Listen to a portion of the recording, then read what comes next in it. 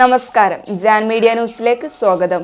Muthoor AMLP സ്കൂളിനടുത്തുള്ള transformer മരം വീണു തകർന്ന് നിലം പതിച്ചു. ഒഴിവായത് വൻ അപകടം. തിരൂർ മുത്തൂർ. ഇന്ന് രാവിലെ 7 മണിക്ക് മുത്തൂർ AMLP സ്കൂളിനടുത്തുള്ള ട്രാൻസ്ഫോമർ ആണ് അപകടത്തിൽ തകർന്നത്. 7ഓളം പോസ്റ്റുകളും തകർന്നു. കളരിക്കൽ പറമ്പിലെ മരമാണ് കടപുഴകി വീണത്. മരവും അതിലും ട്രാൻസ്ഫോമറും തകർത്ത് മജീദിന്റെ വീടിന്റെ പോർച്ചിലിടിച്ചാണ് നിന്നത്. സ്കൂളിനോട് ചേർന്ന് 5ഓളം പോസ്റ്റുകൾ മറിഞ്ഞു വീണു. ഇന്ന് വെള്ളി മദ്രസ ഇല്ലാത്തത് കാരണം വൻ അപകടം ഒഴിവായി. അപകടം നടന്ന ഉടൻ ഉഗ്രസ്ഫോടന ശബ്ദം കേട്ടാണ് നാട്ടുകാർ വിവരമറിഞ്ഞത്. പരിസരവാസികൾ ഉടൻ ഉണർന്ന് പ്രവർത്തിച്ചു. റോഡ് ബ്ലോക്ക് ചെയ്ത് KSEBയെ അറിയിച്ചു. KSEB അധികൃതർ ഉടൻ എത്തുകയും മരം മുറിച്ചു മാറ്റുകയും ക്രൈൻ ഉപയോഗിച്ച് ട്രാൻസ്ഫോമർ പുനഃസ്ഥാപിക്കുകയും ചെയ്തു.